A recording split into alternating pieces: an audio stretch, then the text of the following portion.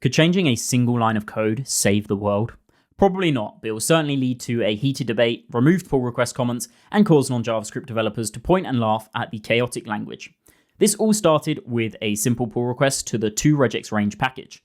The change was to replace the package isNumber with an inline version of it, and doing that reduced the download bandwidth of npm by 440 gigabytes a week. This is because the lines of code themselves are actually under a kilobyte, but when you download it to your machine, you're downloading around 10 kilobytes because you get the extras like the README, the license, and the package.json files. This all adds up when you have 70 million downloads a week. So that's a simple enough PR, right? Well, that's where things got absolutely derailed. The comments turned into a heated debate. There was one about how not approving these PRs contributed to climate change. There was a response saying this PR and way of thinking are useless, and then a series of now deleted comments that I'm sure were a constructive debate.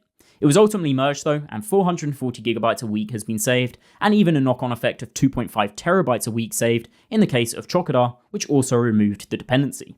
But the story doesn't end there. Let's take a closer look at John, the author of that useless comment from earlier. He even has another comment where he says he'd rather have this dependency than shitty code.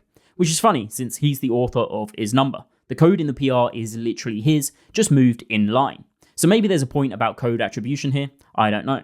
Anyways, John is pretty infamous in the JavaScript world. You probably know of his other works, isOdd, which relies on isEven, which relies on isNumber. In fact, he has over 1,500 npm packages attributed to him, all just like this one. Other highlights include all of the ANSI colors, and is.file, which literally returns the response of a function from another library. You should also use shouldSubscribe, which returns yes to BetterStack. John's approach perfectly encapsulates the micro-library debate in JavaScript. Should we really be importing packages that are often less than 10 lines of code? The pro micro-library camp does have some valid points. First, JavaScript doesn't have a standard library like many developers are used to, so micro-libraries can save you development time, and these tiny packages often come with robust testing. Take isNumber, for example. It has 111 tests. Plus, you get automatic updates for edge cases, bug fixes, and security vulnerabilities. In fact, isNumber is on version 7. 7 major versions of checking if something is a number in JavaScript.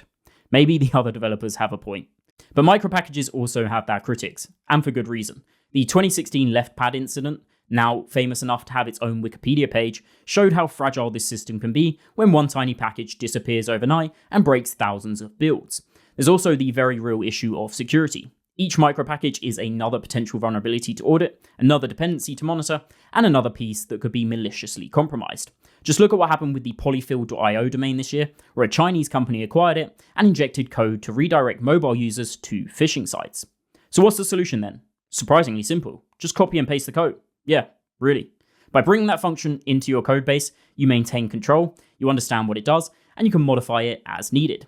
In fact, often you might find you don't even need the package. You could have just got away with doing typeof and then number. This works for 90% of cases, and then you can evaluate whether those edge cases would even apply to your application.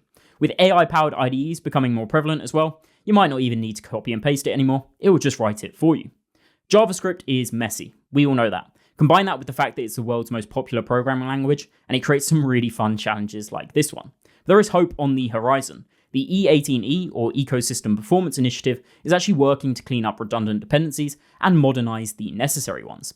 They have a blog that documents their contributions, and they provide excellent tools like ESLint plugin depend to help developers identify and replace unnecessary packages. And now you know how to contribute to a leaner, cleaner JavaScript ecosystem, and maybe one day save the world. See you in the next one.